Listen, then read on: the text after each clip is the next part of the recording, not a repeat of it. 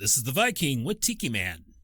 And both of us, Tikiman and the Viking, will be down in Oklahoma City May 2nd through 4th for the OWFI conference. The Writing Universe.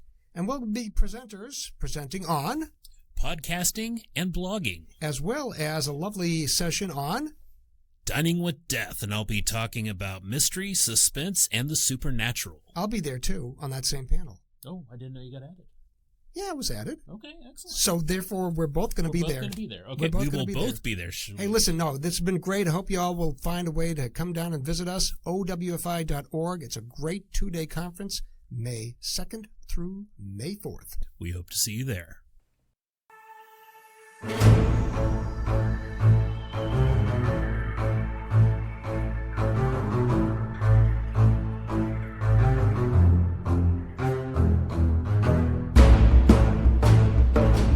And welcome to Tikiman and the Viking podcast. And he is the Tikiman. I'm H.B. Barlow, the historical fiction author of the new series, The Wichita Chronicles, starting with Volume 1, The Day of Calamity. Across the room is the Viking. I am William Bryan Johnson, author of Hell to Pay and The Dark Cry of Aristid. So, you've written a book. I've written several. Yes, but we're talking about the other writers that are out there. Okay. They've written a book. They've written their first draft. Oh, boy. And they're happy. Yeah. They completed it, though. They wrote those two famous words, the end. And how much you want to bet that they edited as they wrote and it took them much longer than it should have? Yeah, probably. Editing is probably the hardest thing to do, but the most necessary thing to do. It's time to murder your darlings. I'm going to reference it. I wrote something down. All right. That is actually attributed to William Faulkner. However, he used it well after an English gentleman named Sir Arthur Quiller Couch. I'll try not to read his quote in an accent, but I'm probably not going to be able to. Whenever you feel an impulse to perpetuate a piece of exceptionally fine writing, obey it wholeheartedly and delete it before sending to your manuscript to press. Murder your darlings. Sir Nice. Arthur Quiller Couch. Wow, and that wasn't planned at all. Yeah, not at all. But, you know, the funny thing is, whether it's an English author from the 1800s or whether it's William Faulkner, it has some punch to the phrase. Know what you're doing before you don't do it. Yes, exactly. You referenced earlier, you know, people that edit while they go. For me, I think I've referenced this in earlier episodes. I write to get the story out. I'm writing crime fiction. I'm just trying to work out the nuances, trying to get to the resolution. I just write that first draft. I'm not really editing. If I catch a misspelling, I correct it, etc. But after 4 books of the Arc City Confidential Chronicles and 1 book of the Wichita Chronicles series and working extensively with an editor, I know that first draft is just get the story out. Yeah, and that was my problem with Hell to Pay was I would polish and polish and polish and finally had a great book, but it took me forever to do it. But it'll still take forever no matter how you do it, as long as you do it in the right sequence. That's right. And this was also learning how to write from... I've had some classes on creative writing and things like that, but this was really my first foray into a novel. So, short of working with an editor that's part of your publisher or publishing team, how do you approach editing? Well, I mean, originally it was critique groups. You send it out, you let them slaughter it and bring it back dripping red with red ink, and you edit maybe sometimes what they said, but, you know, it's also the thing that in a group, it's kind of nice to see how many people saw that as an issue, if it's an issue of plot or character. Otherwise, maybe it's not that bad of an issue. Were you looking for something specific, or were you just open to whatever that critique group would provide? Generally, I was open. Okay. I mean, it was my first group we've known each other now for over 20 years. I still occasionally send things to another person and have her kind of look over it. And, we've had critique groups, you and I, before. Correct. And, gone over our books and our ideas. It's always amazing when you reference Darkrai of Aristid, and I remember sections that we talked about many years ago, and it's still in my mind because of the intensity of the critique group. Mm-hmm. And I think that's the best kind of critique group, is when people are invested and are truly wanting to help, and they're truly wanting to make you better, and you're wanting to be better, and you're wanting them to help you in the same fashion. Yeah, I agree. And I remember a Three Stooges heist comedy. Yes. Okay. That's it's still on. Yes, it is called The Stooges. That's right. It was an episodic, very dark, humored piece, but that's one of those works in progress on the back burner. And it always cracks me up because one of my greatest pieces of encouragement is, you're holding yourself back. Don't hold back so much. Let's go a little deeper. And I believe I told you to do that on The Stooges. But then again, you looked at me and said, too dark, too dark. As the years have passed, maybe that has changed. Now, I mean, for me, I've referenced again in earlier episodes, I've come up with the new expressions, not the plotter and pantser, but the sculptor and the potter. Right. The sculptor being the person that does the 90,000 word first draft and chips away at it, versus the potter who's sitting there at the wheel and throwing clay and adding. I'm more the potter. So my first draft, I always try to just get to 50,000. Just get to that minimum. And I started off as a pantser, no plan. I knew the heartbeats of the story, and my difficulty was writing between them. But since switching over to epic fantasy, found that I had to plot it out. Exactly.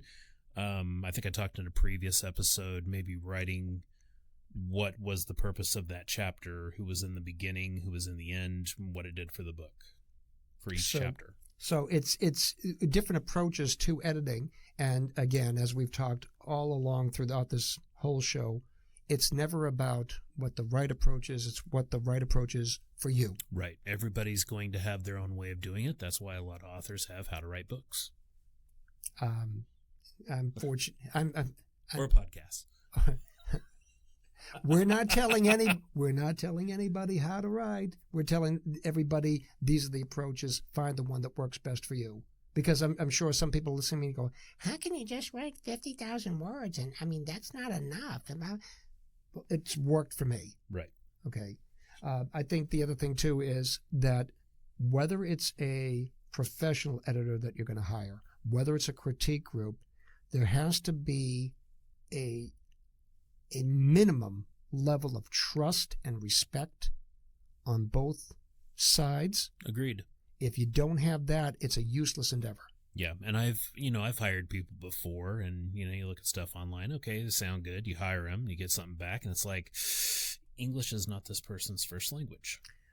That could be a problem. Yeah, and that happened to me. Of course, I used Fiverr to find an editor, and had a guy that was highly recommended, and he got my stuff back very quickly. But looking through his discussions, he was not an English as a first language type guy. I think he spoke German. Okay, so let's say you don't have a publisher who has provided you with an editor, and you're looking for an editor, even one that you can hire. How would you approach that, given that experience that you had? There's a lot of people out there that are putting their shingle out for editing. And so it's kind of researching, trying to figure out who's who. Word of mouth would be greatly appreciated at that point. And that's where perhaps being part of a writer's group gives you that feedback, because the internet is generic. If you're part of a writing group, somebody may know somebody who may know somebody. Mm-hmm. Okay? And that's at least a more viable recommendation than I'm going to Google the top 5 editors in Wichita, Kansas. Yeah, because if you Google it and it's a sponsored ad, you're probably not going to be able to afford them. Yeah.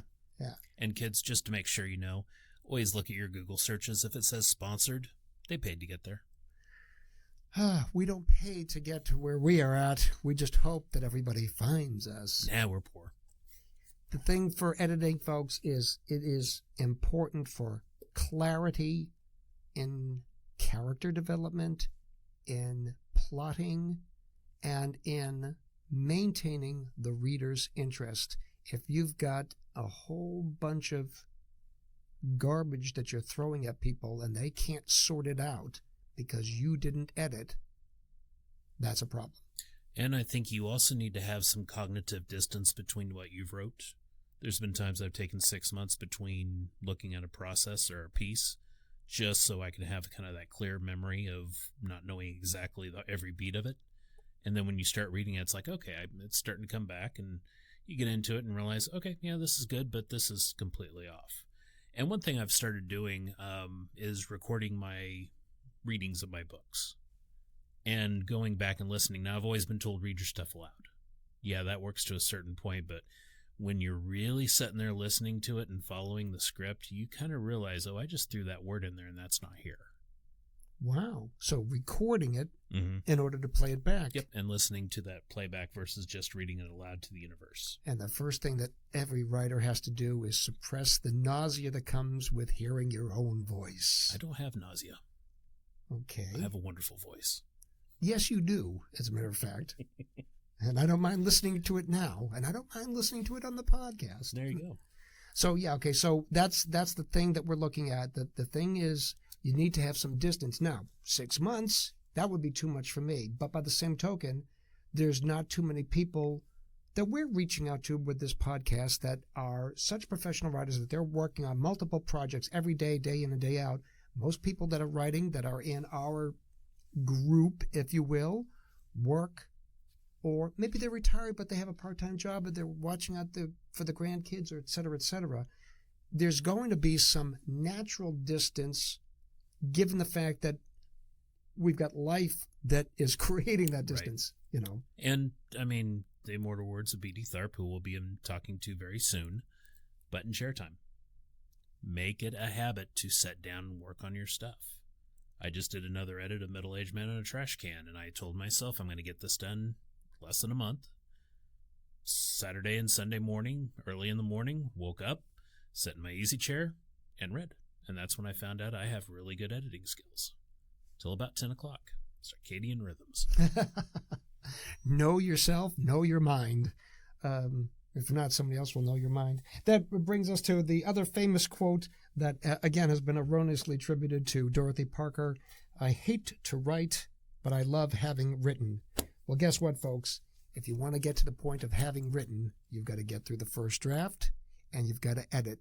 You've got to be proud enough of your work, accepting enough of its merits to also let it go. There's murder your darlings, but there's also letting those darlings go into the world. Yeah, and good work doesn't exist in a vacuum. You have to get it out there. So, focus on completing a first draft, no matter how long or short it may be. Take the time to edit, whether you find a professional editor, whether you have an editor through a publisher, or whether you have a critique group. Get it out to people to read so that you know what the feedback is. But the people you get it out to, make sure you trust them and respect them, and that trust and respect comes back to you. And that way you can also find out if your ideas merit it, or whether you need to maybe go back and rethink them. Exactly. And take everything that you get from feedback with a grain of salt. Mm-hmm. Learn thick skin. Of course. Unless, of course, it's your publisher's editor, in which case, if she says do, then do. That's actually a joke. Because to be honest with you, I've had, of the 5 books that I've published through the Wild Rose Press, I've had the same editor for 4 of them. Nice. And we've gotten to a point relationship-wise where if she makes a reference to something and I say, but this is what my intent was, we do hash it out.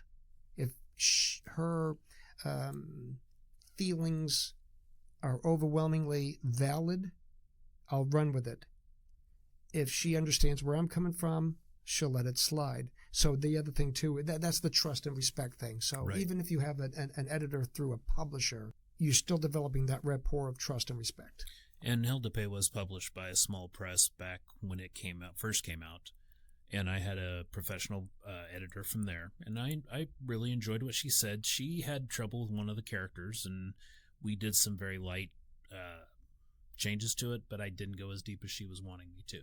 But I think I put forward the argument, and she agreed. There you go. It's a quid pro quo thing. Editing. After that point, then it's about getting it published and marketed, which is something we can talk about, I think, on the next podcast. We could do that. In the meantime, thanks for listening to Tikiman and the Viking. Tune in again. And take care. Bye-bye. Tikiman and the Viking podcast brought to you by Rumination of Thunder Media. The following intro and outro music was used for this media project. The music Find Them by Alexander Nakrata. Free download from filmmusic.io. License Creative Commons Attribution 4.0 International.